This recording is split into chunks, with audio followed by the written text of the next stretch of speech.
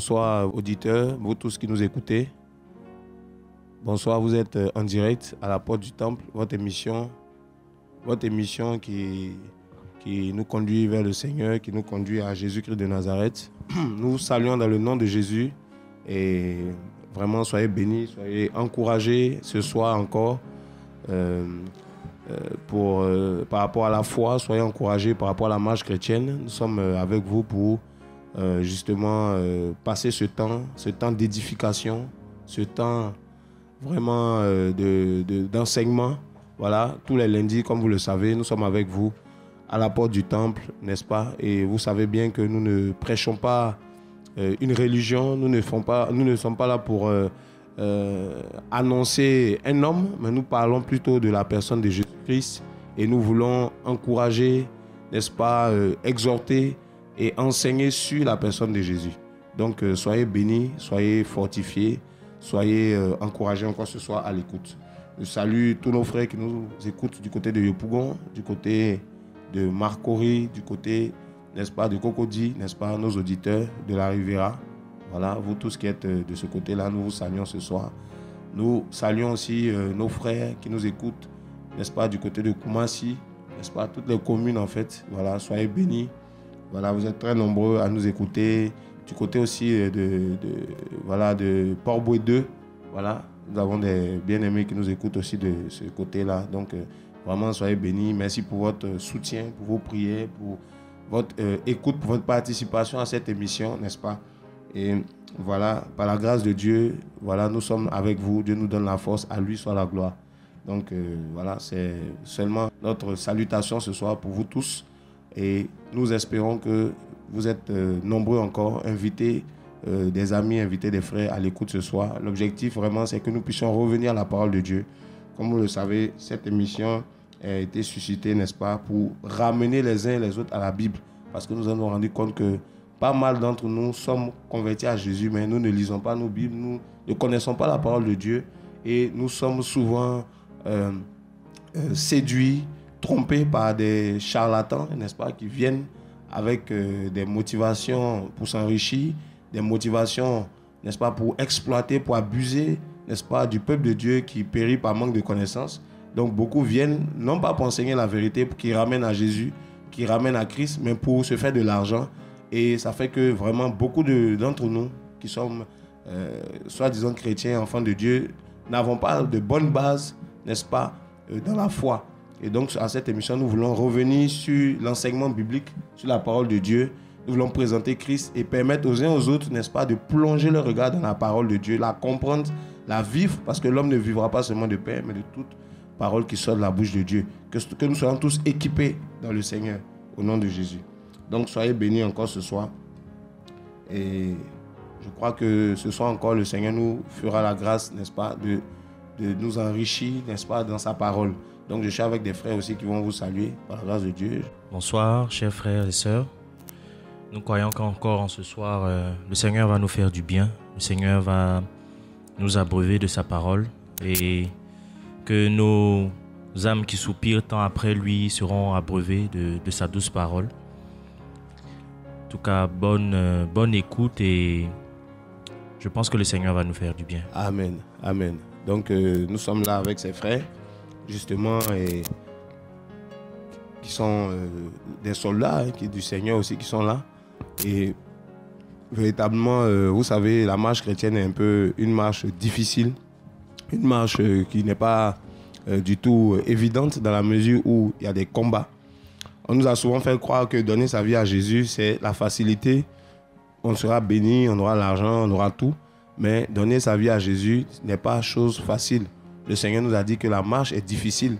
Et frère, nous nous accrochons, nous essayons de persévérer, n'est-ce pas? De persévérer, tant bien, malgré les difficultés, malgré les combats. Et voilà, nous essayons de nous accrocher au Seigneur. Et malgré les combats, nous persévérons.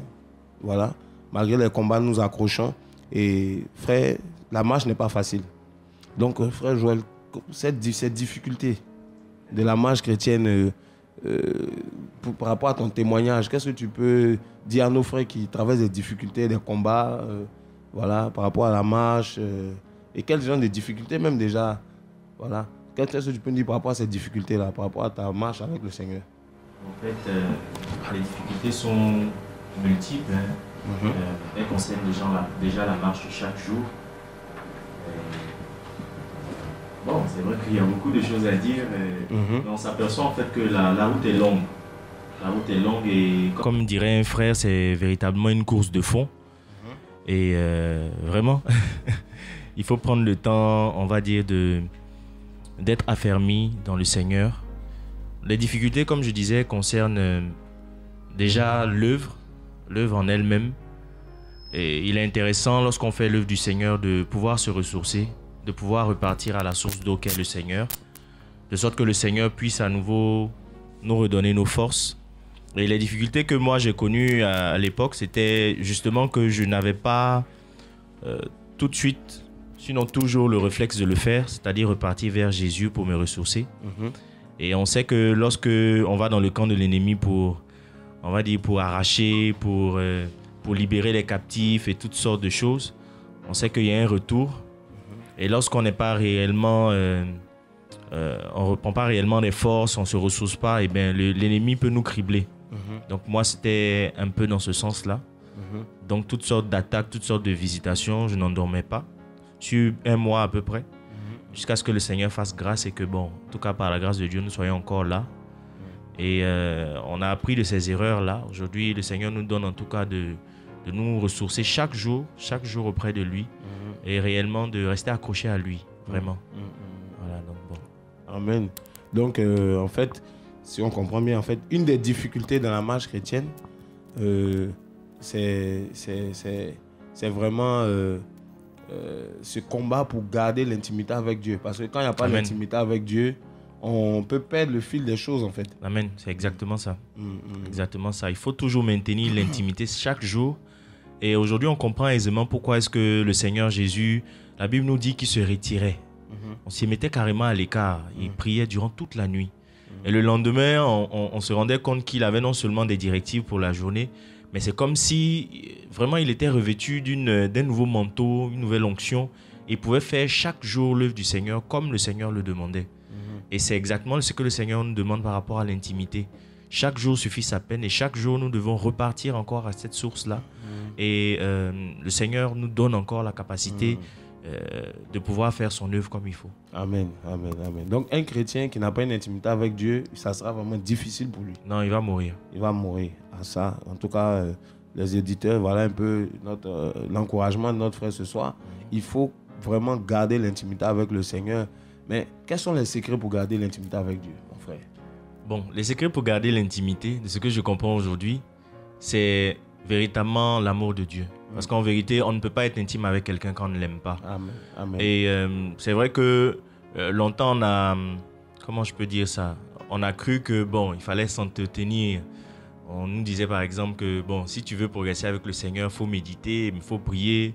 Et on va dire de manière machinale, là, enfin mécaniquement, pardon, c'est ce que je voulais dire. On le faisait. Mais c'était vraiment sans amour, c'était dénué d'amour et tout. Et aujourd'hui, on a compris qu'on prie, en fait, parce qu'on veut être dans la présence du Seigneur et on médite parce qu'on souhaite que le Seigneur nous parle au travers de sa parole. Et le problème, c'est que cette parole-là aussi, la Bible nous dit qu'elle est non seulement une source de vie, mais en plus, elle est le pain de vie. Donc, elle alimente notre être spirituel. Donc, de même qu'on a besoin de s'alimenter, de manger un gros plat de foutou, on va dire, pour alimenter notre homme charnel, de même notre homme spirituel a besoin aussi de cette nourriture, de ce pain de vie qu'est le Seigneur. Et c'est tellement, tellement bon lorsque on le fait véritablement avec amour. Le Seigneur nous parle, le Seigneur nous restaure et c'est agréable. Et on ne le fait pas seulement forcément parce qu'on doit échanger avec d'autres personnes, mais on le fait parce que réellement on y trouve la joie. Ça nous procure quelque chose d'excellent. C'est précieux, quoi. C'est trop précieux. Amen. C'est trop précieux. Wow.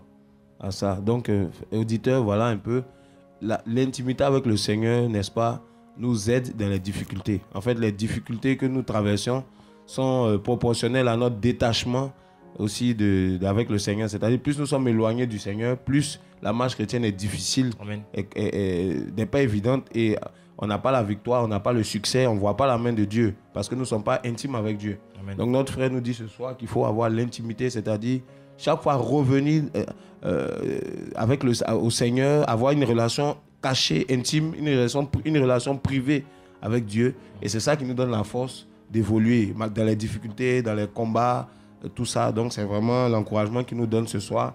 Et vraiment, frère, si vous êtes à l'écoute, c'est l'encouragement que notre frère est en train de nous donner, n'est-ce pas, hein? Amen. Voilà, exactement. voilà. L'encouragement dans les difficultés. Vas-y, tu peux. Voilà. Oui, l'encouragement dans les difficultés, c'est de ne pas perdre de vue l'objectif. Vous savez, ça serait tellement dommage avec tout ce que nous savons de ce que le Seigneur a réservé pour nous, toutes ces promesses-là, de rater carrément l'objectif de vue. Voilà, donc gardons les yeux fixés sur le Seigneur, gardons les yeux fixés sur la rémunération, gardons les yeux fixés sur toutes les promesses que le Seigneur nous a faites au travers de sa parole. Amen. Amen. Donc vraiment, en tout cas, frère, que Dieu te bénisse pour cet encouragement aussi.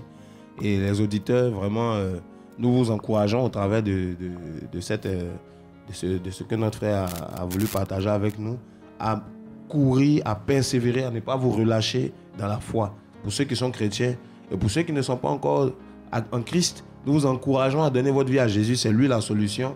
Et si vous donnez votre vie au Seigneur, ça ne sera pas forcément facile, comme on vous l'a peut-être dit. Les choses seront peut-être difficiles parce que, écoutez, quand vous donnez votre vie au Seigneur, le diable en a après vous, les démons en ont après vous, les sorciers en ont après vous. Voilà, quand vous donnez votre vie au Seigneur, y a pas mal de combats autour de vous parce que vous quittez d'un monde pour entrer dans un autre monde. Donner sa vie à Jésus, c'est quitter les ténèbres pour entrer dans la lumière. Donc vous allez voir que votre environnement va changer, les choses vont basculer, vos amis ne vont plus vous comprendre, votre famille peut vous rejeter, il y a des persécutions. C'est difficile, mais si vous gardez l'intimité avec le Seigneur, vous verrez l'œuvre de Dieu se faire dans votre cœur d'abord, dans votre vie, et vous aurez vraiment une espérance en vous qui vous conduira jusque dans la vie éternelle, parce que le Seigneur marche avec vous. Donc soyez encouragés ce soir, vous tous qui nous écoutez. Voilà, nous voulons tous être sauvés.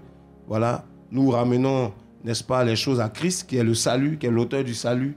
Voilà, la chose la plus importante pour vous qui nous écoutez ce soir, c'est que notre âme soit sauvée au dernier jour. Ce n'est pas qu'on soit les plus riches de la terre et qu'on parte en enfer, mais nous voulons être sauvés, aller au ciel, aller au paradis, n'est-ce pas, entrer dans les promesses de Dieu. Donc vraiment, soyez bénis ce soir. Voilà, et donc nous allons poursuivre notre message, notre enseignement, n'est-ce pas, depuis déjà 2 semaines à peu près, nous partageons sur l'avènement du Seigneur. Donc, avant de partager, on vous invite simplement donc à la prière. Voilà. Seigneur, nous te recommandons ce moment d'enseignement. Dirige-nous encore ce soir et que cet enseignement vienne pour nous éclairer, pour nous fortifier dans la foi, pour nous bâtir. Seigneur, pour nous donner la vision, mon Dieu, mon roi, que tu veux communiquer à ton Église, la vision que tu veux communiquer à chacun de tes enfants, pour nous permettre de courir encore vraiment chaque jour, mon Dieu, vers l'objectif que tu nous as fixé. Seigneur, inspire-nous, dirige-nous. Nous te présentons, Seigneur Jésus, ce moment-là. Que ce soit l'occasion pour toi encore, Seigneur Jésus, mon Dieu, de faire tomber les écailles de nos yeux et de disposer nos cœurs, mon Dieu, à la foi. Seigneur, au nom de Jésus, nous t'avons prié. Amen. Amen. Amen. Donc, frères bien-aimés, comme vous le savez, depuis quelque temps, nous partageons donc sur l'avènement du Seigneur. L'avènement du Seigneur, qui est un thème central de la doctrine de Christ, un thème particulier, un thème important, incontournable, l'avènement du Seigneur. Voilà. Donc, depuis quelque temps, nous sommes en train de voir l'avènement du Seigneur. Voilà. Et nous avions donc pris un passage dans le livre de 2 Timothée 4.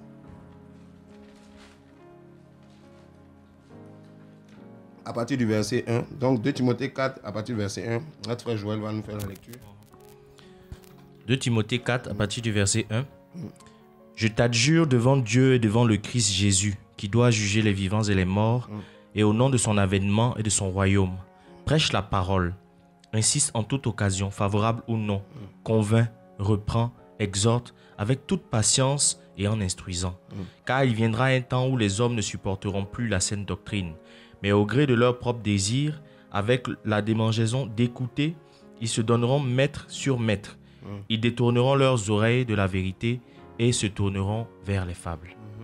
Mais toi, sois sobre en tout, supporte les souffrances, fais l'œuvre d'un évangéliste, remplis bien ton service. Amen. Nous arrêtons là. Donc, nous avions parlé de l'avènement du Seigneur sur la base de ce passage où vraiment l'exhortation était donnée à ce serviteur de Dieu, voilà, de pouvoir remplir justement son ministère d'évangéliste, c'est-à-dire celui-là même qui a appelé à annoncer la bonne nouvelle, prêcher le message du temps.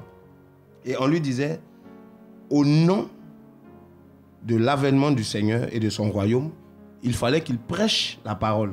Vous comprenez? C'est-à-dire, à cause de l'avènement, littéralement, et du royaume de Dieu, il fallait qu'il prêche. Donc, on avait vu que la prédication aussi se faisait autour du royaume de Dieu et autour de l'avènement du Seigneur.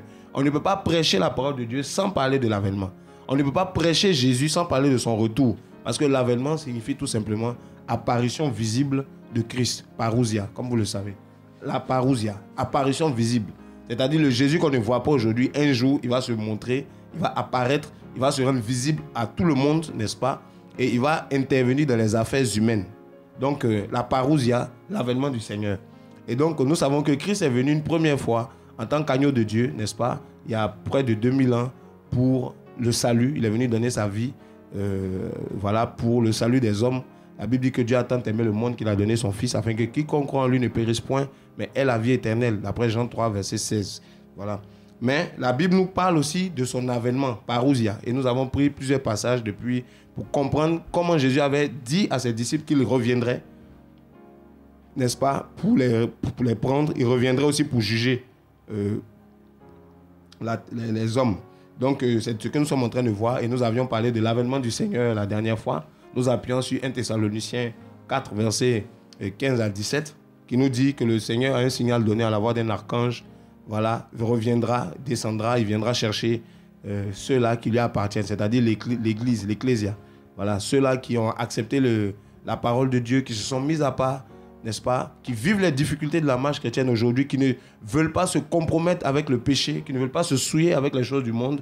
Les chrétiens fidèles, je ne parle pas des chrétiens du dimanche, mes amis, mais les chrétiens, les enfants de Dieu, ceux qui ont une vie réelle avec le Saint-Esprit, une communion réelle, pas ceux qui portent l'étiquette du dimanche, je précise. Parce que l'église, ce n'est pas tous ceux-là qui vont à l'église, qui vont dans les bâtiments de dimanche. L'église, c'est ceux qui ont une communion, une intimité, comme on disait tout à l'heure, avec le Seigneur, qui sont connus de Dieu. Voilà. Et qui ont une intimité qui laisse Dieu les façonner, les travailler, leur faire changer de nature, de caractère. C'est ceux-là, n'est-ce pas, qui seront dans la persévérance, qui seront enlevés quand le Seigneur reviendra. Donc, on a pris 1 Thessaloniciens 4, versets 15 à 17 pour en parler. On a pris aussi 1 Corinthiens 15, versets 51 à 52, 53 par là, pour en parler aussi. Voilà. Et donc, on a parlé de l'enlèvement de l'Église. Et on a vu que le premier point de l'avènement du Seigneur, c'est-à-dire la parousia, c'était que le Seigneur revenait pour chercher d'abord les siens, c'est-à-dire son Église. Il allait apparaître de manière spectaculaire aux chrétiens. Et la Bible nous dit que alors les morts en Christ ressusciteront et ceux qui seront vivants seront transformés, n'est-ce pas?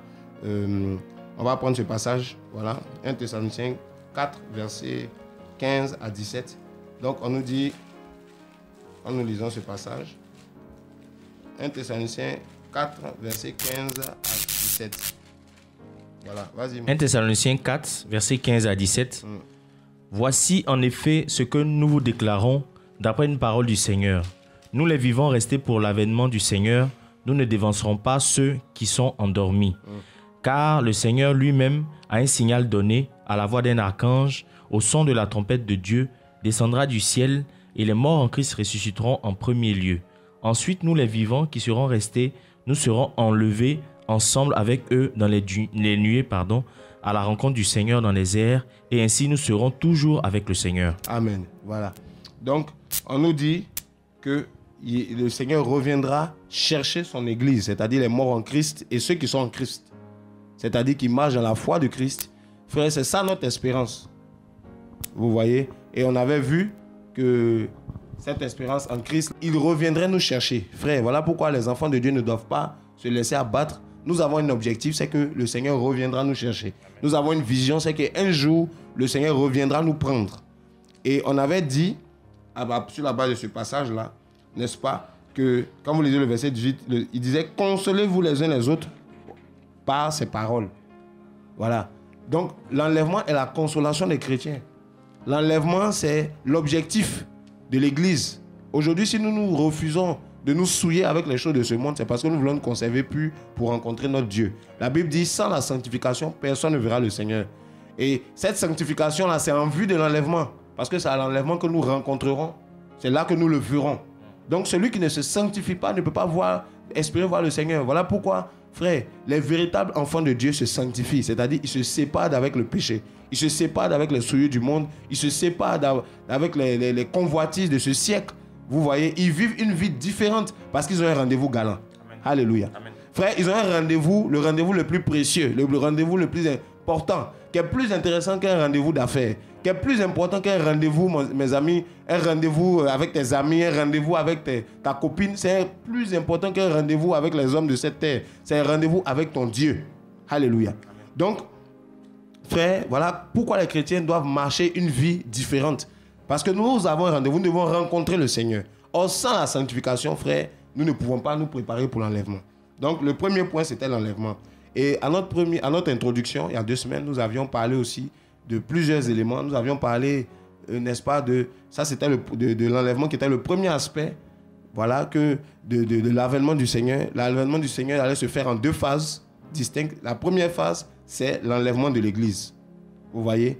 Les chrétiens ont besoin de savoir qu'ils seront enlevés. Voilà pourquoi les chrétiens ne doivent pas s'attacher à la terre, s'attacher aux choses terrestres, s'attacher au luxe, s'attacher au matériel, La terre d'à présent, nous allons la laisser ici, pour ceux qui sont véritablement en Christ. Notre patrie n'est pas notre royaume n'est pas de ce monde, comme le Seigneur nous a dit. Nous ne sommes pas du monde. Donc, frère, voici un peu. Donc, la première phase de l'avènement du Seigneur, c'est l'enlèvement de l'Église. L'Église est d'abord enlevée. L'Église est concernée par l'enlèvement et par l'avènement du Seigneur. L'Église est la première concernée par l'avènement du Seigneur. Voilà pourquoi nous devons enseigner dans nos églises l'avènement du Seigneur pour que les chrétiens se préparent, pour qu'ils se sanctifient, frère, pour qu'ils puissent se mettre à part, pour qu'ils ne se laissent pas distraire par les choses de ce monde. Ceux qui cherchent à amasser des choses, ceux qui deviennent chrétiens pour avoir plus d'argent, qui deviennent enfants de Dieu parce qu'ils pensent que Dieu va leur donner de plus en plus des attaches sur cette terre. Non, il y a l'enlèvement, frère, l'enlèvement. Voilà, donc soyez vraiment éclairés, encouragés. J'exhorte tous les pasteurs, les serviteurs de Dieu qui m'écoutent ce soir, prêchez la vérité. La vérité, c'est que l'église sera enlevée. Et l'église, ce n'est pas les bâtiments. Ce n'est pas les bâtiments là qui vont être enlevés. Ce n'est pas les grosses cathédrales qui vont être enlevées. C'est les chrétiens fidèles à la parole de Dieu. C'est eux qui seront enlevés à la rencontre du Seigneur dans les airs. D'après notre passage que nous venons de prendre. Vous voyez? Donc nous insistons sur ces choses. L'avènement du Seigneur, c'est l'enlèvement de l'église d'abord. C'est la première chose. L'avènement du Seigneur commence avec l'église, commence avec l'ecclésia, commence avec les chrétiens, les pasteurs, les évangélistes, les prophètes, tout le monde, frère, les diacres, tout ce monde-là, les frères et sœurs, ceux qui ont le don de libéralité, de la compassion, ils seront enlevés, les fidèles. Pas fidèles aux pasteurs, pas fidèles aux hommes, mais fidèles à Jésus, fidèles à la parole de Dieu. Frère, donc, cherchons à nous accrocher à Christ, cherchons à nous préparer pour l'avènement du Seigneur. Le temps est venu, il faut se réveiller de son sommeil. Le temps est venu, il ne faut plus dormir, mes amis, dans le péché. Dormir vraiment dans les ténèbres. Mais le temps est venu, il faut se lever. Parce que l'avènement du Seigneur est proche. Voilà. Et on avait vu qu'avant l'enlèvement du Seigneur, il y avait des trompettes. La Bible dit à la dernière trompette, à un signal donné, comme on a lu dans le passage verset 16, on dit car le Seigneur lui-même a un signal donné à la voix d'un archange, au son de la trompette de Dieu, descendra du ciel. Vous voyez, donc le Seigneur descend au son de la trompette. On a vu que la trompette, c'était les avertissements prophétiques. Parce que dans la Bible, la trompette souvent représente un signal, un avertissement. Voilà pourquoi le Seigneur utilise cette image de trompette pour nous parler de son retour. Pour dire qu'il y aura des trompettes qui vont sonner et il y a une dernière trompette, un dernier signal qui sera donné. On en a parlé la dernière fois. Plusieurs trompettes, mes amis, se sont levées pour avertir les chrétiens. La trompette, c'est la voix prophétique.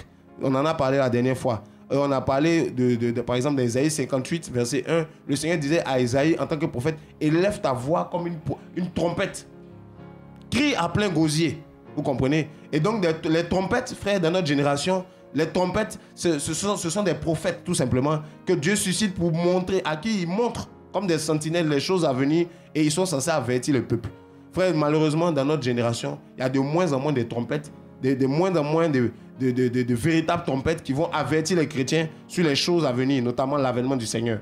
Les prophètes annoncent l'avènement de Jésus. Les prophètes annoncent le retour du Seigneur pour que le peuple de Dieu se prépare. Les prophètes disent aux hommes, rachetez le temps car les jours sont mauvais. Les prophètes disent aux hommes, nous sommes dans un temps où les signes sont de plus en plus palpables pour l'avènement du Seigneur. L'Église doit se réveiller. L'Église doit se lever. Chacun doit laver son vêtement. Chacun doit se sanctifier car le Seigneur est à la porte. Amen. Alléluia. Amen. Frère, ce soir, tu ne sais pas quand le Seigneur reviendra. Il faut que tu sois prêt quand il reviendra, si tu es enfant de Dieu. Si tu n'es pas enfant de Dieu, dis-toi une chose. Le temps est encore disponible pour toi de donner ta vie à Jésus, pour te réconcilier avec Dieu, de tous tes péchés, de tous tes torts, de tout ce que tu as pu faire comme rébellion.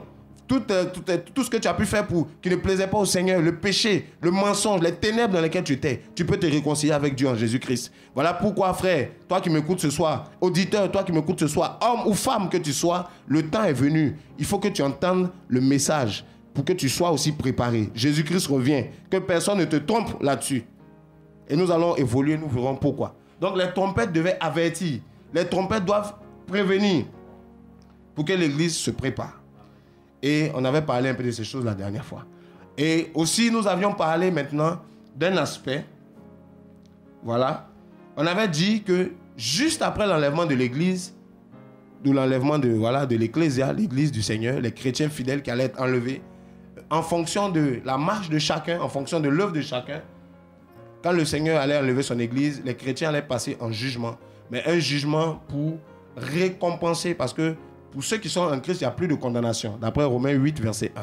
Quand nous donnons notre vie à Jésus, nous ne sommes plus condamnables parce que notre péché a été effacé à cause de l'œuvre de la croix. C'est ce qui fait la différence, mes amis, entre l'Église et puis les autres congrégations, mais je sais pas, les autres organismes spirituels. Frère, l'Église a été rachetée.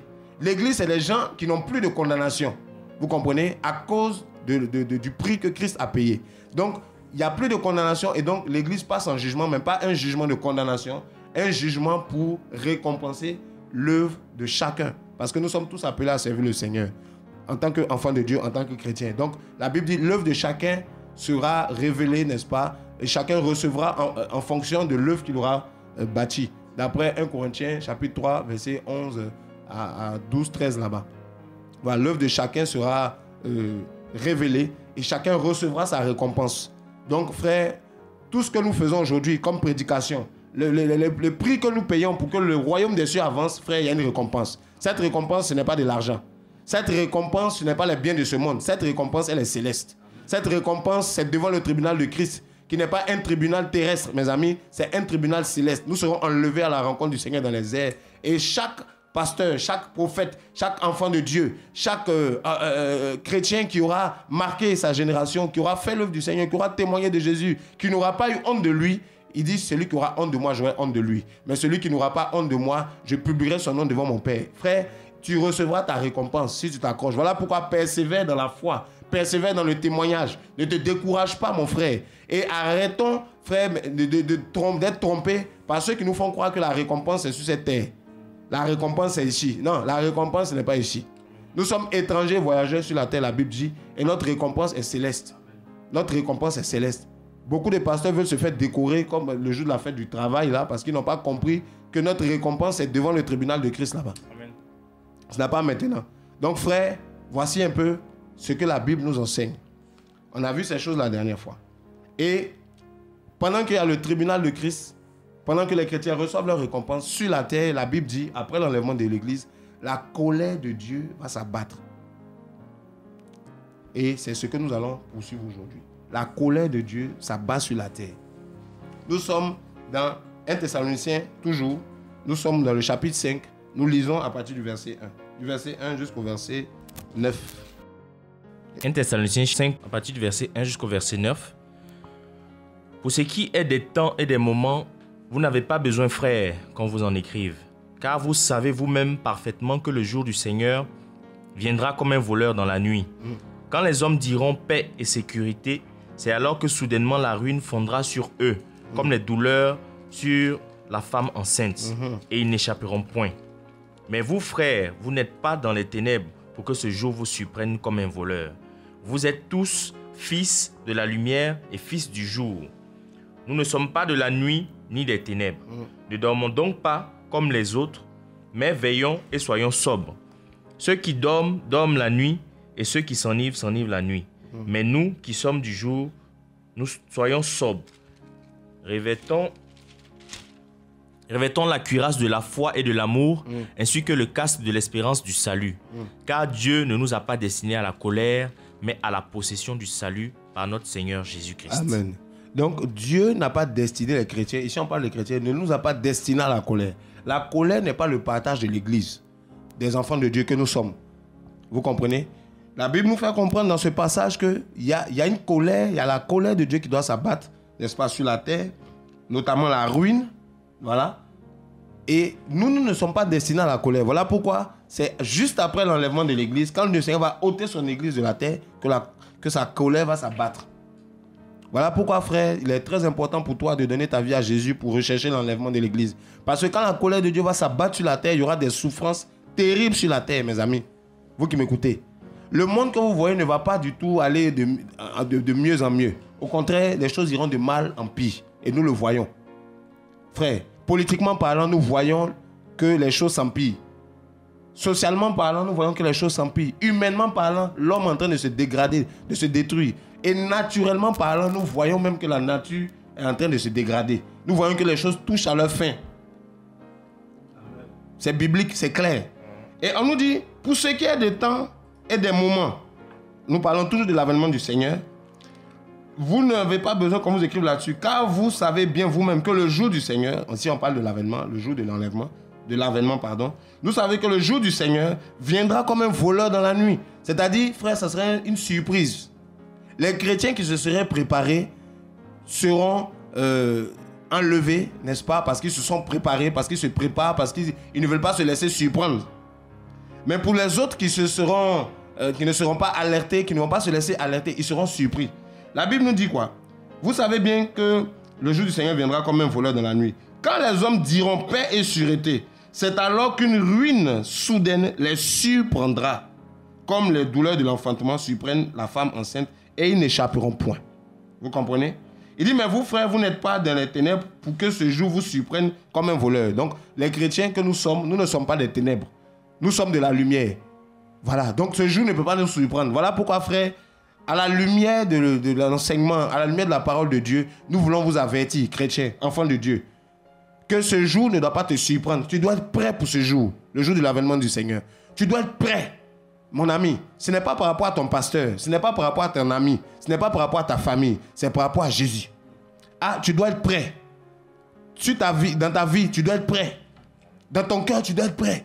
Dans tes habitudes, tu dois être prêt. Peu importe ton travail, tu dois être prêt. Peu importe ton ethnie, tu dois être prêt. Peu importe, mon ami, ton argent, tu dois être prêt pour ce jour. Ce jour viendra comme un voleur, c'est-à-dire un jour de surprise. Mais pour nous qui sommes enfants de Dieu, la Bible dit nous ne sommes pas des ténèbres pour que ce jour nous surprenne. La Bible dit que vous êtes des enfants de lumière et des enfants du jour. Et nous ne sommes point de la nuit ni des ténèbres. Donc ceux qui appartiennent à la lumière, ceux qui sont enfants de lumière, ceux qui ont reçu Jésus comme la lumière du monde, qui ont été éclairés par la parole de Dieu, ce jour ne peut pas les surprendre. Alléluia.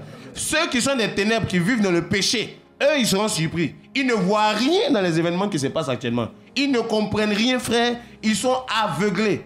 Voilà pourquoi la Bible dit, dans 2 Corinthiens 4, à partir du verset 3, la Bible dit que si notre évangile est voilé, il est pour ceux de ce siècle, dont le Dieu, il est pour les incrédules, dont le Dieu de ce siècle a aveuglé l'intelligence, afin qu'ils ne voient pas briller la splendeur de la gloire de l'évangile de Christ, qui est l'image de Dieu. Vous voyez? Donc l'évangile est voilé, c'est-à-dire on est aveuglé, on est dans les ténèbres. On ne peut pas comprendre que le temps, dans la vie, le monde dans lequel nous sommes est en train de passer. Que Dieu a marqué un temps, Dieu a disposé un temps où Christ reviendra pour juger les nations. Christ reviendra pour prendre son église. Christ reviendra pour manifester son jugement sur la terre. Il va mettre son église à part. Il va enlever ceux qui ont été fidèles à sa parole. Ceux-là qui ont accepté la grâce. C'est-à-dire qui ont accepté de marcher en nouveauté de vie.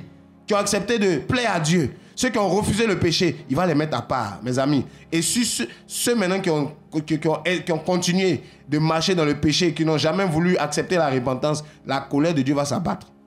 Ça va venir par surprise. Frère, nous sommes là pour vous avertir. Nous sommes là pour vous interpeller. Frère, comme des trompettes.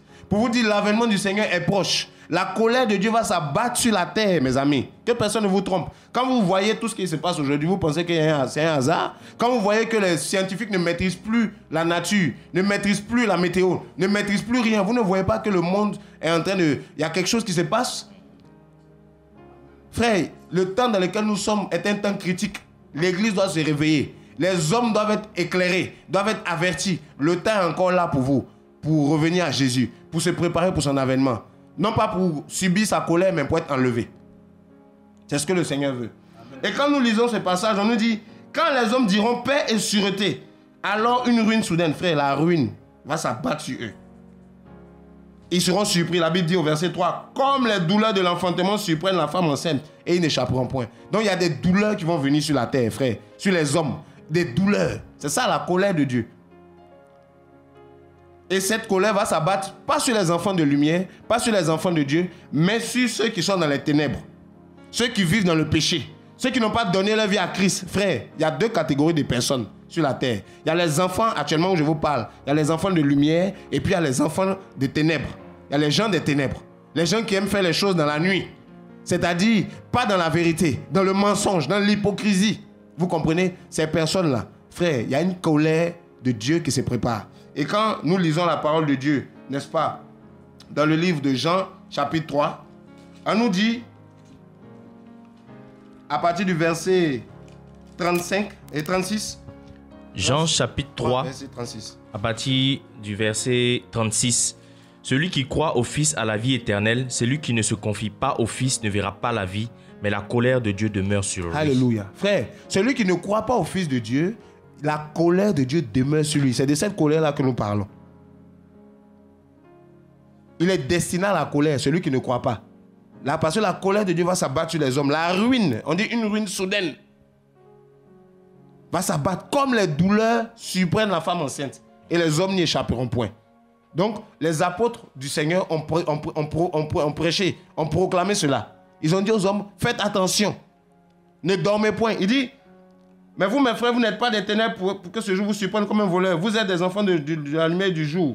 Nous ne sommes pas de la nuit ni des ténèbres. Ne dormons donc point, mais veillons et soyons sobres. Voilà pourquoi les chrétiens, vous devez veiller. Les enfants de Dieu, vous devez veiller sur vos vies. Veillez dans la prière. Veillez dans la sanctification. Veillez, mon ami, par rapport à la vérité de Dieu, à l'obéissance. Veillez sur ton cœur, sur ton âme. La Bible dit, veille sur ton cœur plus que tout. Dans Proverbe 4, 23. Car de lui viennent les sources de la vie. Veille sur ton cœur, mon ami. Les sentiments de ton cœur. La méchanceté, tout ça là. Il faut veiller parce que tu ne sais pas quand le Seigneur reviendra. Veille. Enfant de Dieu, veille. Vous comprenez? Il faut veiller, mes amis. Chaque jour, il faut veiller. Mon ami, chaque jour, ne pense pas que tu es arrivé. Satan cherche à te séduire. Les ténèbres cherchent à t'environner. Mais toi, en tant qu'enfant de lumière, tu dois veiller sur ton âme. Veiller sur ton cœur. Pour ne pas que ce jour te surprenne. Beaucoup de chrétiens ne veillent pas. Ils tombent dans le péché facilement. Beaucoup de chrétiens ne veillent plus. Ils tombent vraiment dans les ténèbres. Le Seigneur nous demande de veiller. Il dit, ne dormons donc point comme les autres. Parce que d'autres dorment, frère. Nous ne devons pas les imiter. Mais veillons et soyons sobres. Car ceux qui dorment, dorment la nuit. Et ceux qui s'enivrent la nuit. Mais nous qui sommes du jour, soyons sobres, ayant revêtu la cuirasse de la foi, de l'amour et le casque du salut. Car Dieu ne nous a pas destinés à la colère. Donc, frère, ça, c'est un encouragement pour les enfants de Dieu. Les soldats de Jésus. Frères, les enfants de lumière, veillez. Soyons sobres, mes amis. Mettons-nous à part. Distinguons-nous de cette génération. Parce que nous avons un objectif, nous avons une vision, c'est que Jésus revient nous chercher. Pour nous enlever. Pour nous préserver de la colère qui va venir. La colère à venir. Voilà. Mais nos pasteurs ne nous prêchent plus ça. Ils sont eux-mêmes tombés dans l'aveuglement, dans les ténèbres. Beaucoup de chrétiens sont endormis, frère. Voilà pourquoi ce message avait été donné. Réveillez-vous, veillez, ne dormez point. Parce que beaucoup dorment. Ça ronfle maintenant dans les églises, frère. Ça ronfle, chacun ronfle chez lui, dans le péché. Le temps est venu, il faut te réveiller. Toi qui m'écoutes ce soir, tu ne sais pas quand le Seigneur revient. Tu ne sais pas quand le Seigneur revient. La Bible dit que ce jour surprendra ceux qui sont dans les ténèbres. Si tu es dans les ténèbres, ce jour va te surprendre. L'avènement du Seigneur va te surprendre. Voilà pourquoi il faut être réveillé. Voilà pourquoi il faut être éveillé. Alléluia. Donc, quand nous continuons, on nous dit que les hommes diront paix et sûreté, alors une ruine soudaine les surprendra, comme les douleurs de l'enfantement surprennent la femme enceinte, et ils n'échapperont point. Quand vous lisez dans Matthieu chapitre 24, frère, versets 4 à 7. Matthieu 24. 4 à 8, oui. 4 à 8. 4 à 8. Oui. On nous dit ceci. Jésus leur répondit, « Prenez garde que personne ne vous séduise, car plusieurs viendront sous mon nom en disant, « C'est moi qui suis le Christ », et ils séduiront beaucoup de gens. Vous allez entendre parler de guerre et de bruit de guerre. Gardez-vous de vous alarmer, car cela doit arriver. Mais ce ne sera pas encore la fin. Une nation se lèvera contre une nation et un royaume contre un royaume, et il y aura par endroits des famines et des tremblements de terre. Tout cela ne sera que le commencement des douleurs. Amen. Frère, c'est les mêmes douleurs que parle 1 Thessaloniciens 5, verset 3, où on nous dit que quand les hommes crieront paix et sûreté, diront paix et sûreté, une ruine soudaine les surprendra, comme les douleurs de l'enfantement surprennent la femme enceinte et n'échapperont point. C'est les mêmes douleurs qu'on retrouve ici. Jésus dit ici, ça ne sera que le commencement des douleurs. C'est-à-dire que, frère, quand vous regardez le monde aujourd'hui, les douleurs ont déjà commencé. Quelles sont ces douleurs? Le Seigneur dit, au verset 4, il dit, prenez garde que personne ne vous séduise, car plusieurs viendront sous mon nom, disant, c'est moi qui suis le Christ, et ils séduiront beaucoup de gens. Ici, on parle des faux prophètes, des faux pasteurs qui prêchent la prospérité. Vous le voyez aujourd'hui. Les douleurs ont déjà commencé. Il y a un malaise dans l'église. L'évangile de prospérité, la séduction pour égarer les gens loin de la vérité de Dieu. Ils mettent l'accent plus sur l'argent, mais ils ne se soucient pas des âmes du Seigneur. Donc ils viennent de la part de Christ comme des antéchrists, mais ils ne sont pas véritablement envoyés du Seigneur. Donc il y a une séduction, et on dit qu'ils séduiront beaucoup de gens. Donc ça, c'est un des premiers aspects des douleurs. Le malaise dans l'église, la montée, le réveil des faux prophètes, des faux serviteurs de Dieu qui dépouillent les chrétiens, qui volent l'argent des gens, mes amis, qui font de la sorcellerie pour pouvoir envoûter les gens. Ça, c'est le premier aspect des douleurs. Vous comprenez, mes frères qui m'écoutez? Des pasteurs qui font le vaudou pour pouvoir envoûter les gens, pour avoir plus de fidèles. À cause de la dîme et des offrandes. À cause de l'argent. Ils ensorcellent les gens, ils couchent avec des jeunes filles, ils séduisent. Ils viennent faire de la séduction. Vous les voyez comme des stars de cinéma sur les pancartes. Vous les voyez complètement, toujours en train de mettre l'accent sur l'habillement, le vêtement pour séduire, sur l'aspect extérieur, l'orgueil. Vous voyez? Le favoritisme dans l'église. Ils séduisent les gens avec de belles paroles. Au lieu d'attirer les gens à Christ, ils attirent les gens vers eux. Et ils font de leurs esclaves. Vous ne voyez pas ce qui se passe aujourd'hui? Combien de gens sont esclaves de ces hommes qui les séduisent? Vous voyez, la séduction, ça te met dans un lien, n'est-ce pas, de captivité pour te détourner de la volonté de Dieu. Beaucoup sont plus fidèles au pasteur qu'à Dieu. Même quand Dieu leur parle, ils ne peuvent pas parce qu'ils sont séduits. Donc c'est de faux. Il y a beaucoup de faux. Je ne dis pas que tout le monde est faux, mais il y a beaucoup de faux. Regardez aussi aujourd'hui à Abidjan, le nombre de faux, de scandales qu'on entend. Frère, ça c'est le premier aspect des douleurs qui viendront surprendre les gens. Donc, ils séduiront beaucoup de gens. Il dit au verset 6, vous entendrez parler de guerre et de bruit de guerre. Gardez-vous d'être troublés, car il faut que ces choses arrivent, mais ça ne sera pas encore la fin. Donc les bruits de guerre, frère, même en Côte d'Ivoire, on a entendu des bruits de guerre. Même, frère, en Libye, on a entendu des bruits de guerre. Frère, en Centrafrique, il y a des bruits de guerre. Au Congo, il y a des bruits de guerre. Au Mali, il y a des bruits de guerre. Frère, partout, il y a des bruits de guerre. En Syrie, il y a des bruits de guerre. Frère, en Israël, il y a des bruits de guerre. Frère, au Liban, il y a des bruits de guerre. En Ukraine, il y a des bruits de guerre. Frère, partout. Même en Russie, il y a des bruits de guerre. Frère, la terre, on entend que des bruits de guerre partout. Vous ne voyez pas que les temps sont proches? Amen. Vous ne voyez pas qu'on entend des bruits de guerre? Vous ne voyez pas que les douleurs ont commencé? Frère, réveillez-vous, vous qui êtes endormis ce soir. Alléluia. Amen. Frère, nous prêchons. La Bible nous parle de tout. Jésus dit, vous verrez, vous entendrez des bruits de guerre. Frère, on entend trop de bruit aujourd'hui. Des guerres par-ci, des guerres par-là. Jésus dit, ne vous troublez pas. Il parle aux chrétiens. Mais ça, quand vous verrez ces choses, sachez qu'il y a quelque chose qui est en train de se passer. Donc, un des troubles, c'est les bruits de guerre, mes amis. Ce sont des signes. Il dit, ça ne sera pas encore la fin. Verset 7, il dit, une nation se lèvera contre une autre, et un royaume comme un autre. Il y aura en divers lieux des famines et des tremblements de terre. Frère, donc une nation se lèvera contre une autre. Vous allez voir que la Russie va se lever par rapport à l'Ukraine. Vous allez voir des pays se lever contre d'autres pays. Et vice-versa. Des conflits entre nations. Une nation se lèvera contre une autre. Les nations seront agitées. Frère, cette agitation dans les nations est un signe pour nous dire que les douleurs ont déjà commencé.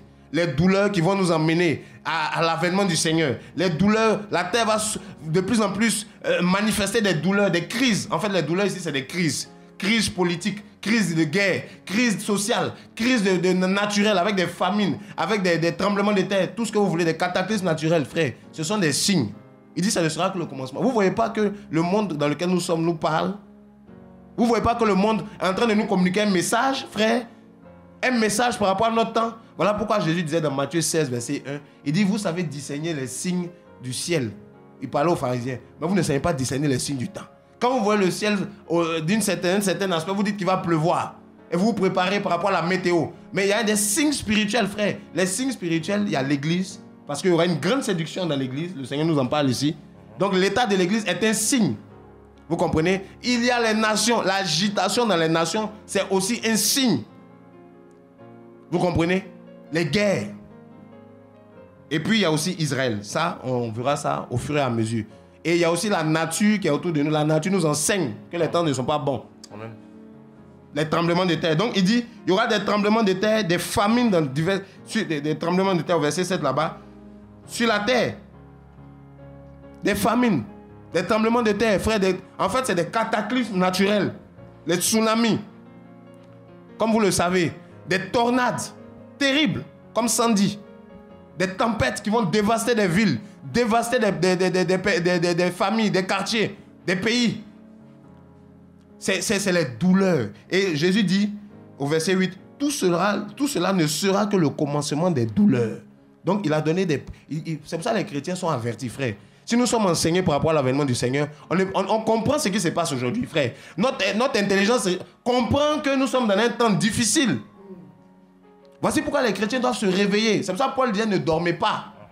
Le temps de la colère de Dieu est proche pour ceux de la terre. Voilà pourquoi les douleurs ne font que s'empirer. Les douleurs de l'enfantement qui ont commencé déjà depuis un bon nombre d'années ne font que s'accentuer. Vous allez voir, il n'y a que des crises sur la terre. Le terrorisme, Boko Haram. Vous allez voir que la haine est en train de monter entre les hommes. Les conflits sont en train de monter. La température est en train de monter sur la terre, mes amis. C'est grave ce qui se passe. Amen. Il faut te réveiller, mon ami, toi qui écoutes ce message. Parce que la colère de Dieu est proche. Et l'église du Seigneur doit se réveiller. Les chrétiens, vous qui êtes là, en attendant que ce jour se manifeste avec les douleurs que nous voyons, mes amis, c'est le moment de donner sa vie à Jésus. C'est le moment de donner sa vie à Dieu. C'est le moment d'arrêter de te tromper, de penser que la terre, il y aura la paix sur la terre. Il n'y aura pas la paix sur la terre, mes amis. La Bible est claire. Lorsque les hommes diront paix et sûreté, c'est alors qu'une ruine les surprendra. Une ruine soudaine les surprendra comme les douleurs de l'enfantement surprennent une femme enceinte. D'après 1 Thessaloniciens 5, verset 3, où nous sommes. Quand ils crieront paix, quand le G20 dira qu'il y aura la paix, frère, quand l'Union européenne va annoncer la paix, c'est là qu'une ruine soudaine va surprendre les hommes. Lorsque les hommes diront paix, frère, aujourd'hui les hommes font des réunions pour chercher la paix. Ils courent après la paix, mais la paix vient de Jésus. Amen. Alléluia. Amen. Tant que lui ne revient pas, il n'y aura pas la paix. Amen. C'est ce qu'il faut comprendre, frère.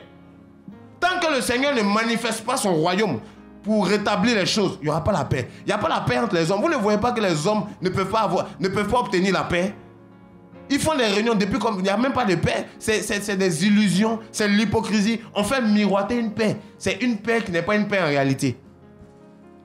C'est pourquoi Jésus a dit dans Matthieu 14 et dans Jean 14, 27, je vous laisse ma paix, je vous donne ma paix. Ça, c'est à son église. Pas comme le monde la donne, mais une paix qui vient de Jésus. Une paix spirituelle. Une paix que le chômage ne peut pas t'enlever. Une paix que la guerre ne peut pas t'enlever. Une paix que la famine ne peut pas t'enlever, mon ami. Une paix que les choses de cette terre ne peuvent pas te ravir. C'est une paix qui vient de Dieu. C'est la paix avec Dieu. C'est la paix avec ton Créateur. C'est la réconciliation. Ton âme est en paix. Amen. Ce n'est pas la paix des Makoussi, tout ça. C'est pas ça. Ça, c'est pas la paix. Vous pensez que ça, c'est la paix, ça? Vous ne voyez pas que c'est des mensonges, là? Réveillez-vous. Vous ne voyez pas que les hommes courent après du vent? Les hommes ne peuvent pas produire la paix. On dit prix Nobel de la paix. Quelle paix? Vous ne voyez pas le nombre de guerres? Vous ne voyez pas les manipulations politiques pour tromper les gens? Vous ne voyez pas que les hommes sont complètement impuissants devant la montée des douleurs? Devant les douleurs qui sont en train de s'intensifier? Devant vraiment le réchauffement planétaire? Vous ne voyez pas que les hommes sont impuissants, frère? Devant la colère de Dieu qui est en train d'arriver? Alléluia. Frère, nous sommes dans un temps critique. Nous sommes dans un temps où les hommes doivent se réveiller. La colère de Dieu est proche. Les chrétiens doivent se préparer. Tous ceux qui entendent ce message ce soir, réveillez-vous de votre sommeil. Donnez votre vie au Seigneur Jésus-Christ de Nazareth. Parce qu'il revient pour juger les nations. Il revient pour établir son royaume. Il revient d'abord pour juger. Et la Bible dit qu'il y aura la colère de Dieu. juste après l'enlèvement de l'Église. Frère, nous allons partager un peu cette colère. Nous allons voir un peu. Nous sommes dans Apocalypse chapitre 16. Frère, les douleurs ont déjà commencé. Les douleurs sont en train de s'intensifier. Ceux qui sont des ténèbres ne voient rien, sont aveuglés. Mais nous qui sommes du jour, nous qui sommes enfants de Dieu, frère, quand nous voyons ces choses, nous savons que les douleurs sont en train de monter. La colère de Dieu est proche. L'enlèvement de l'Église, c'est pour bientôt. Alléluia. Donc, nous lisons à partir du verset 1. Apocalypse 16, à partir du verset 1. J'ai entendu une voix forte qui venait du sanctuaire et qui disait aux anges, « Allez, versez sur la terre les 7 coupes de la fureur de Dieu. » Le premier partit et versa sa coupe sur la terre. Un ulcère malin et douloureux atteignit les hommes qui avaient la marque de la bête et qui se prosternaient devant son image. Amen. Donc, on va s'arrêter là déjà. Donc, on nous dit dans ce passage qu'il y avait des coupes. Comme vous lisez d'abord au chapitre 15, on nous parlait des 7 coupes. Et dans le chapitre 16 de l'Apocalypse, on nous dit qu'il y avait 7 anges qui avaient 7 coupes.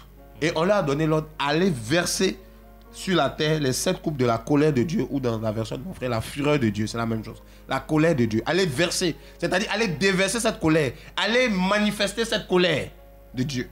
Et on nous dit, le premier alla et versa sa coupe sur la terre, et un ulcère douloureux frappa les hommes qui avaient la marque de la bête et qui adoraient son image.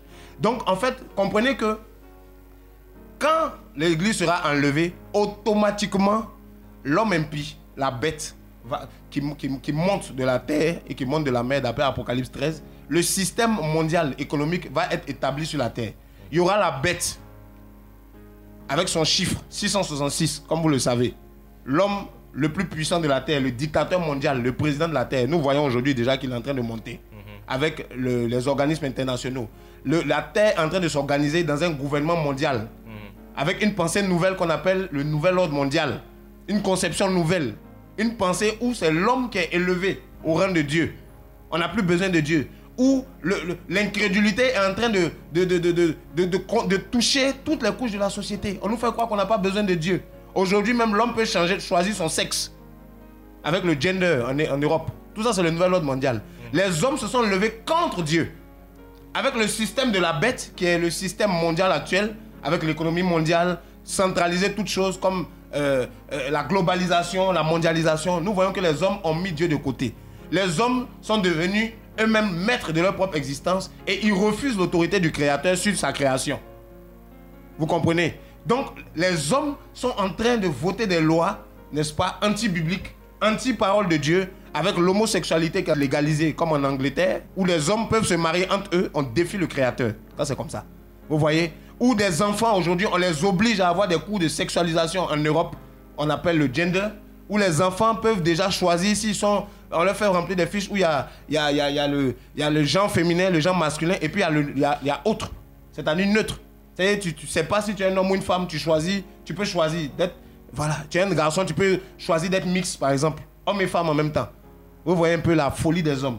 Donc, ce nouvel ordre mondial-là est en train, justement, de monter cette mentalité où les hommes vont chercher à se cloner. Par exemple, le clonage. Vous voyez, les hommes vont rentrer dans une folie où ils pensent qu'ils peuvent se rendre immortels en se fabriquant des cellules de rechange. Vous avez vu ça où?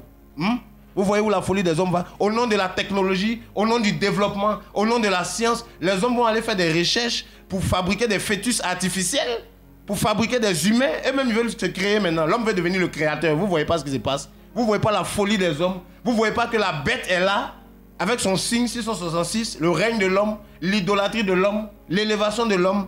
Et donc la Bible nous dit qu'il y aura la marque de la bête. C'est-à-dire que nous, ça sera pendant la grande tribulation. On en parlera véritablement. Mais la colère de Dieu va se manifester pendant le règne de la bête. C'est-à-dire, lorsque le nouvel ordre mondial sera bien établi, il y aura la marque de la bête. C'est-à-dire que les antichrists, les Illuminati, tous ces mystiques-là qui travaillent pour le compte de Satan, qui veulent établir leur gouvernement mondial, qui veulent établir leur règne, vraiment, et qui veulent mettre Dieu de côté, qui veulent enseigner aux hommes la rébellion contre Dieu. C'est pendant leur règne que le Seigneur va manifester sa colère. Amen. Voilà pourquoi on nous dit que le Seigneur a envoyé un ange qui versa la première coupe, et on dit un ulcère malin et douloureux frappa les hommes qui avaient la marque de la bête. C'est-à-dire tous ceux qui étaient dans le nouvel ordre mondial ont été frappés. Amen. Voilà. Donc, tous ceux qui étaient dans les ténèbres ont été frappés. Et frère, ce temps vient où les anges se préparent pour verser les coupes. La colère de Dieu n'est pas loin. Donc c'était des maladies bizarres, un ulcère malin, frère, pour frapper. Donc Dieu frappe par sa colère. Dieu manifeste son mécontentement. Vous comprenez? Et on nous dit le deuxième versa sa coupe dans la mer. Et elle devint du sang, comme celui d'un mort. Et tout être vivant mourut, tous ceux qui étaient dans la mer. Donc on nous dit aussi que la mer a été frappée. La mort a été semée dans la mer. Et les êtres vivants, c'est-à-dire il y a eu beaucoup de catastrophes avec les coupes de la colère de Dieu. Dieu va manifester son mécontentement. Il va créer des dommages sur la terre pour manifester sa colère. Dieu n'est pas content des hommes, frère. C'est ce que vous devez comprendre. Si vous voyez la nature qui est autant agitée, Dieu n'est pas d'accord, il n'est pas content. C'est pour ça qu'il y a les douleurs. Et quand l'église est enlevée, on voit une succession. Il y a plusieurs coupes ici. Ça, c'est la deuxième coupe. La mer va être frappée. À la troisième coupe, on nous dit les sources. Le troisième ange versa sa coupe dans les fleuves et dans les sources d'eau et elle devint du sang. Et j'entendis l'ange des eaux qui disait, tu es juste, toi qui es et qui étais, et tu es saint parce que tu as exercé ce jugement. Car ils ont versé le sang des prophètes, des saints et des prophètes, et tu leur as donné à boire du sang, ils le méritent. Et j'entendis un autre ange qui disait de l'autel, oui Seigneur Tout-Puissant, tes jugements sont véritables et justes. Donc il y a eu pas mal de jugements. En fait, l'expression de la colère de Dieu, ces coupes-là, c'est le jugement de Dieu qui va s'abattre sur les hommes, sur la terre. Il y aura des douleurs, frère, ça sera terrible. Et ça sera pendant le règne de la bête. Vous voyez? En ce moment-là, il n'y aura plus de nations. Il y aura le gouvernement mondial. On le voit déjà, frère. On voit une économie mondiale unique.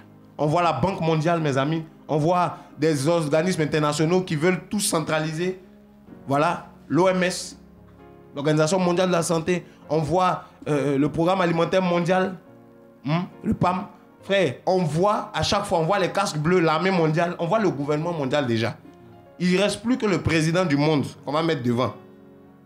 L'homme le plus puissant, le politicien le plus puissant qui n'a jamais existé. L'homme qui va exercer l'autorité, la Bible nous fait comprendre par la puissance de Satan sur la terre. C'est lui. Le monde est mûr pour accueillir cet homme. C'est lui qu'on appelle la bête. Et c'est lui qui vient avec la marque de la bête, c'est-à-dire avec le culte pour venir promouvoir l'adoration de l'homme. Il va se lever comme un dieu sur la terre. Il sera accueilli comme l'homme de la situation. Beaucoup de gens vont croire en lui parce qu'on dira, mais c'est l'homme politique. Vous comprenez?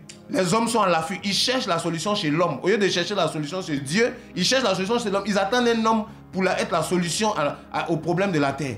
Problème politique, problème de terrorisme, problème, n'est-ce pas, de social. Ils s'attendent à un homme intelligent, un bureaucrate, un technocrate, un politicien qui a fait de grandes études, un grand mystique, franc-maçon, illuminati, tout ce que vous voulez, qui va venir pour dire aux hommes, écoutez, j'ai un plan de sortie de crise. Je vais vous montrer avec des stratégies. C'est ce que les gens attendent, frère. Mais cet homme-là, laissez-moi vous dire une chose. Il viendra, mais il ne peut pas te racheter de ton péché. Il viendra avec ses stratégies, mais il ne peut pas effacer tes péchés devant le jugement dernier. Il viendra avec ses stratégies, mais il ne peut pas te préserver de la colère de Dieu. Il viendra avec son programme, mais il ne peut pas, mon ami, te mettre à part lorsque la colère de Dieu va frapper sur la terre. Je connais une seule personne qui peut te racheter de ton péché. Une seule personne qui peut enlever le fardeau qui est sur ton cœur. Une seule personne qui peut guérir ton cœur de toutes les blessures que tu as connues. Une seule personne qui peut faire de toi une nouvelle créature. Mes amis, il a un nom. Il s'appelle Jésus de Nazareth. Alléluia. Amen. Frère, c'est de lui que je veux te parler ce soir. C'est lui que tu as besoin de rencontrer. Les hommes sont trop focalisés sur les hommes. C'est ça le système de la bête. L'homme est la solution de l'homme. Alors que ce n'est pas vrai, frère. C'est Dieu, c'est Christ. C'est Dieu manifesté en chair. C'est lui qui est la solution des hommes. Alléluia. Ce n'est pas un homme. Ce n'est pas un homme politique. Non, ce n'est pas lui, ce n'est pas vrai. Frère, ta solution se trouve entre les mains de Dieu. Or, Dieu s'est manifesté en chair pour s'occuper de toi, pour s'occuper de ta cause, pour régler ton problème de foyer. Frère, ce n'est pas un nouveau président qui va régler ton problème de foyer. La preuve, quand ils viennent, est-ce que vos problèmes changent? Vos problèmes ne changent pas. Si vous n'êtes pas dans le secret privé, votre situation ne change pas. Que personne ne vous trompe. Donc arrêtez de donner vos vies pour des hommes mortels comme vous. Arrêtez de courir après les solutions chez les hommes. Cherchez Jésus-Christ de Nazareth. Cherchez le Dieu véritable. Celui que tu invoques qui peut répondre. Amen. Quand tu es malade, quand tu l'invoques, il vient. Amen. Quand tu es seul quelque part, quand tu l'invoques, il vient. Quand tu es devant une montagne, quand tu dis au nom de Jésus, montagne, déplace-toi, elle se déplace au nom de Jésus. Alléluia. Frère, c'est ça la parole de Dieu. C'est ça le message du temps. Le temps est venu, il faut avoir les yeux fixés sur celui qui revient bientôt. Il faut avoir sur l'avènement de Jésus pour être enlevé. Il faut être du bon côté. Il faut être avec les enfants de lumière. Il ne faut pas être avec les enfants de ténèbres. Parce que la colère de Dieu va frapper. Et on nous dit donc, frère, au verset 4, on dit le 4e verset, ça coupe sur le soleil. Et il lui fut donné de brûler les hommes par le feu. Les hommes furent brûlés par une grande chaleur. Et ils blasphémaient le nom de Dieu qui a l'autorité sur ses fléaux. Et ne se repentit pas pour lui donner gloire. Donc les hommes étaient tellement incrédules, vous voyez. Après l'enlèvement de l'église, le Seigneur va envoyer des fléaux, c'est pour emmener les hommes à la repentance. Mais les hommes, beaucoup seront tellement incrédules parce qu'ils auraient été déjà marqués par le système de la bête, marqués par la mentalité de rebelle contre Dieu. La mentalité où on se dit qu'on peut se passer de Dieu. Cette mentalité de nouvel ordre mondial a déjà commencé. Les hommes aujourd'hui mettent plus l'accent, n'est-ce pas, sur le développement de soi, le yoga, toutes ces choses-là que vous savez. Le bouddhisme, on dit non, tu peux te développer. Tu vas te développer pour aller où, frère? Tu te développes comment? C'est Dieu qui peut agir dans ta vie pour te faire évoluer. Tu vas te développer comment? Développement de soi, mysticisme. Non, tu as des pouvoirs. Quel pouvoir? Frère, quel pouvoir? Les petits principes élémentaires où les gens vont sortir de leur corps pour faire de la sorcellerie, frère, ils vont quand même être jugés. Amen. Ouais, oui, ta sorcellerie ne va pas te sauver du jugement de Dieu. Amen. Ah non. Amen. Tu peux intimider les autres mortels comme toi qui sont ignorants. Voilà, les manipuler un peu. Mais le jugement de Dieu viendra. Tout le monde va y passer. Sauf ceux qui appartiennent à Christ. Amen. Voilà pourquoi, frère, donne ta vie à Jésus. Abandonne la sorcellerie. Abandonne le mysticisme. Abandonne ces choses qui sont éphémères. Il n'y a rien dedans. Depuis combien de temps tu pratiques la sorcellerie, le mysticisme, mais tu tombes malade quand même. Voilà. Ton mysticisme ne peut pas te sauver de certains fléaux. Tu es limité. Amen. Tu vieillis quand même. Tu ne vois pas qu'il y a un problème? Alléluia. Amen. Tu ne vois pas qu'il y a un souci? Il y a beaucoup de choses que tu ne peux pas faire malgré tout ta connaissance mystique, spirituelle, de tout ce que tu veux. Il y a un souci. Donne ta vie à Jésus. Amen. Il est la vie éternelle. Il est ton espérance. Il est l'espérance de tout homme, y compris les sorciers. Dieu a tant aimé le monde qu'il a envoyé Christ, afin que quiconque croit en lui, c'est-à-dire dans ce quiconque-là, il y avait les magiciens, il y avait les sorciers, il y avait les vaudous, il y avait tout le monde, frère. Parce que tout le monde a besoin d'être sauvé devant la colère de Dieu, devant la justice de Dieu, devant le jugement de Dieu. Frère, ce n'est pas entre nous qu'on va être évalué, c'est de nous par rapport à Dieu. Amen. Donc on nous dit, au verset 10, le 5e verset, ça coupe sur le trône de la bête. Et son royaume fut couvert de ténèbres. Les hommes se mordaient la langue de douleur. Ils blasphémaient le Dieu du ciel à cause de leur douleur et de leurs ulcères. Et ils ne se repentirent pas de leurs œuvres. Donc, le royaume de la bête, c'est-à-dire le nouvel ordre mondial, le gouvernement mondial, sera aussi frappé par la colère de Dieu. Il alla verser la coupe de la colère sur le trône de la bête. Et ce trône fut couvert de ténèbres. Une confusion. C'est pourquoi, frère, comprenez une chose. Les réunions de G20, tout ça là, G19, tout ça, tous ces G20, tout ça, ces grands pays qui se réunissent comme un gouvernement mondial, comme une puissance mondiale. Ils sont en train de bâtir la tour de Babel, mes amis. Ils sont en train de se dire, mettons-nous ensemble, faisons-nous un nom. On a parlé de ça il n'y a pas longtemps. La tour de Babel. Ils sont en train de lever un trône, le trône de l'homme le plus grand, l'homme le plus puissant en matière de politique. Tout ça là. Frère, la Bible dit que le Seigneur va verser à un moment donné une coupe de sa colère sur le trône. C'est-à-dire tout le travail qu'ils font là, le Seigneur va envoyer la confusion. Ce royaume sera frappé. Les projets des hommes seront anéantis. Frère, c'est ce qui est en train de se préparer. Voilà pourquoi, vous qui mettez votre confiance, soyez comme Daniel.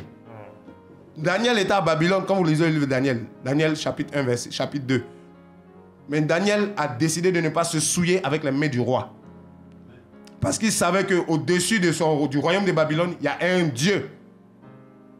Frère, il faut savoir où tu mets les pieds. La colère de Dieu est en train de se préparer. l'enlèvement de l'église, c'est pour bientôt. Les hommes vont souffrir pendant cette période. Ça sera pendant le règne de la bête, comme on a vu tout à l'heure. Il y aura la marque de la bête. Les hommes ne pourront ni acheter ni vendre. Et c'est pendant cette période que le Seigneur aussi va déverser sa colère. Il y aura des troubles sur la terre pour ceux qui seront là pendant cette période. Ceux qui auront le Seigneur seront combattus, persécutés. Voilà pourquoi, mes amis, avant que cette période n'arrive, tu peux faire partie des prémices de Dieu. C'est-à-dire de l'église, l'ecclésia, qui sera enlevée. On dit qu'ils ont été frappés, ils blasphémaient contre Dieu. Verset 12. Tu peux lire, mon frère Joël. Le 6e versa sa coupe sur le grand fleuve, l'Euphrate, et l'eau en tarit, pour préparer la voie aux rois qui viennent de l'Orient. Je vis sortir de la gueule du dragon, de la gueule de la bête et de la bouche du faux prophète 3 esprits impurs, semblables à des grenouilles. Ce sont des esprits de démons qui opèrent des signes et qui s'en vont vers les rois de toute la terre, afin de les rassembler pour le combat du grand jour de Dieu le Tout-Puissant. Amen. Vous voyez? Donc on nous dit le 6e verset de sa coupe. Et automatiquement, il dit, je vis sortir de la gueule du dragon, qui est Satan, d'après Apocalypse 12, de la bouche du faux prophète, 3 et de la bouche de la bête, de la gueule de la bête, pardon, 3 esprits impurs semblables à des grenouilles. Ce sont des esprits de démons, verset 14, qui font des prodiges et qui vont vers les hommes, les rois de la terre, afin de les rassembler pour le combat du grand jour du Dieu Tout-Puissant. Vous voyez? Le Seigneur dit au verset 15, « Voici, je viens comme un voleur, heureux celui qui veille et qui garde ses vêtements, afin qu'il ne marche pas nu et qu'on ne voit pas sa nudité. » Il les rassemblait dans le lieu appelé en hébreu Armageddon. Donc, quand le 6e ange versa sa coupe, ce qu'il faut comprendre, c'est que pendant cette période-là, voilà, la période de la colère de Dieu, c'est une période vraiment aussi où beaucoup de démons vont être relâchés. On dit ici, il y a eu 3 esprits impurs, semblables à des grenouilles. On nous dit que ce sont des esprits de démons qui ont été relâchés. Et ils allaient vers les rois de la terre pour les rassembler pour le combat du grand jour du Dieu Tout-Puissant. Et le jour où nous avons fait l'introduction de cet enseignement sur l'avènement du Seigneur, on avait dit qu'il y avait la 3e guerre mondiale qui se préparait. Où les nations de la terre allaient tout simplement se réunir pour un combat. Un conflit mondial qui allait vraiment être terrible. Un conflit puissant, un conflit vraiment qui allait bouleverser les nations. On a vu la Première Guerre mondiale, la Deuxième Guerre mondiale, mais cette 3e guerre est terrible. Parce que nous voyons ici, cette guerre se prépare depuis longtemps. Et c'est des démons qui sont derrière. On nous dit 3 esprits impurs semblables à des grenouilles qui vont vers les rois. C'est eux qui vont inspirer les rois pour fabriquer des armes chimiques. Pour fabriquer des armes qui vont inspirer les scientifiques qui font des armes aujourd'hui. Des bombes, des chars de combat, des hélicoptères de combat, des mitraillettes, des armes à destruction massive. C'est ces démons-là. Satan est en train d'inspirer les hommes pour détruire la terre. Et on nous dit que le Seigneur a versé sa coupe. Voici ce qui s'était passé. Une guerre a commencé à se préparer. Donc, comprenez que la colère de Dieu va se solder par un conflit mondial.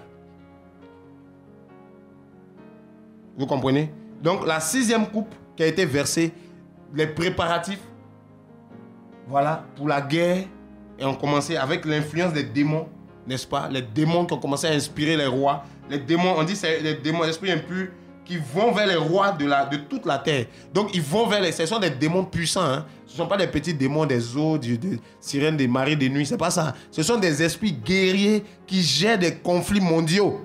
C'est-à-dire, ils gèrent des conflits sur le continent. Ils gèrent des conflits dans des pays, dans des régions, dans la sous-région. Vous comprenez? Ils peuvent drainer des populations, susciter la guerre, susciter la haine. Et ils vont aller toucher les rois. Ils vont inspirer les rois de ce monde-là. Les présidents que vous voyez, ils seront aveuglés, ils seront endurcis. Puisque eux-mêmes, d'abord, ils n'ont pas le Seigneur. Ces démons vont les toucher, vont les endurcir, vont les préparer pour le conflit. Ils ne pourront pas s'entendre. Il y aura une confusion parce que les démons vont se saisir d'eux pour faire d'eux des instruments de guerre. Voici pourquoi vous allez voir que toutes les réunions que les hommes font aujourd'hui, là, c'est comme s'ils ne se comprennent pas. Parce que les démons sont déjà en train de s'agiter pour préparer la guerre. Le temps arrive, mais ça commence dès maintenant. Pendant la colère de Dieu, ces démons vont de plus en plus agir. Mais aujourd'hui même, vous voyez qu'il y a déjà ce parfum-là de la guerre. Ça sent la guerre. On entend des bruits de guerre. Ici et là, c'est le commencement des douleurs. Et les douleurs sont en train de monter. Et on nous dit que pendant la période de la colère de Dieu, à la 6e coupe, frère, ces 3 esprits impurs, ces démons-là, vont aller vers tous les rois de la terre pour les préparer pour le conflit. Avant ça, on nous dit, le 6e ange versa la coupe sur le grand fleuve l'Euphrate et son eau tarit pour préparer la voie aux rois qui viennent d'Orient. Voilà. Donc, il y a un chemin qui sera tracé, un chemin qui sera ouvert, le chemin de la guerre. Les rois d'Orient viendront pour faire la guerre. Donc, frère, il y a un conflit mondial qui se prépare. La coupe de la colère de Dieu, c'est une série de catastrophes, comme on a lu tout de suite. De plusieurs catastrophes qui vont s'abattre sur les hommes au temps de la bête, sur son royaume, sur la nature. La mer sera frappée. Les hommes seront frappés par des maladies, des ulcères malins, comme on a lu tout à l'heure. Pour tous ceux qui auront la marque de la bête, ils vont souffrir pendant ces périodes. Mais la Bible dit que tout ça, à la 6e coupe, ça sera en vue de préparer la guerre d'Armageddon. Parce qu'on nous dit, au verset 14 de Apocalypse 16, on dit, car ce sont des esprits des démons qui font des prodiges et qui vont vers les rois de toute la terre afin de les rassembler pour le combat du grand jour du Dieu Tout-Puissant. Voici, je viens comme un voleur.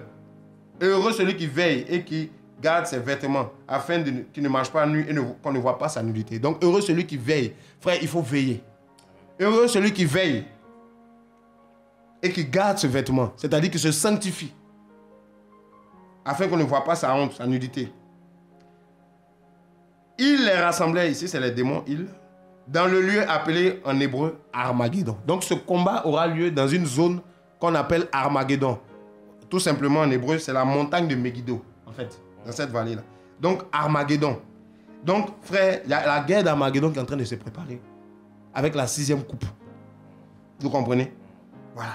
C'est la guerre en train de se préparer. Cette guerre terrible, ce conflit mondial. Et nous verrons prochainement cette guerre. Nous sommes pratiquement à la fin de notre émission. Nous sommes pratiquement à la fin. La colère, les coupes de la colère de Dieu est en train de s'abattre, en train de se préparer. Le Seigneur, les anges sont en train de se préparer pour verser la coupe. Voilà pourquoi pendant que les trompettes sont en train de sonner sur cette terre, pendant que les avertissements du Seigneur nous sont donnés, nous devons, frère, nous réveiller. Ceux qui sont endormis, chrétiens, enfants de Dieu. Toi qui n'as pas encore reçu Jésus, tu dois savoir dans quel camp tu es. Parce que des choses terribles se préparent pour la terre. Mes amis, ne vous laissez pas aveugler par les constructions ici et là, des ponts, des routes, des immeubles ici et là. Amen. Ça, c'est des choses qui vont rester sur la terre. Amen. Mes amis, on est venu ici sans des constructions. On ne va pas repartir avec tous ces immeubles-là. Mes amis, on ne va pas repartir avec tout cela. L'argent, la séduction qu'il y a, la mode, tout ça, là, frère. Le temps est venu, il faut que tu saches quel est le temps dans lequel tu es. Nous sommes dans un temps, mes amis, où l'avènement du Seigneur est proche. Les douleurs sont en train de monter de plus en plus. Et la terre, les hommes seront bientôt surpris. Ceux qui crient paix et justice. Surpris, comme la femme enceinte est surprise par les douleurs de l'enfantement. C'est ce que la Bible nous dit. Donc, frère, la colère de Dieu est là. Nous avons vu quelques aspects, quelques coupes de la colère de Dieu. Qu'est-ce que cela nous enseigne? Qu'est-ce que le livre d'Apocalypse nous enseigne par rapport à la colère de Dieu? Nous sommes en train de voir les coupes.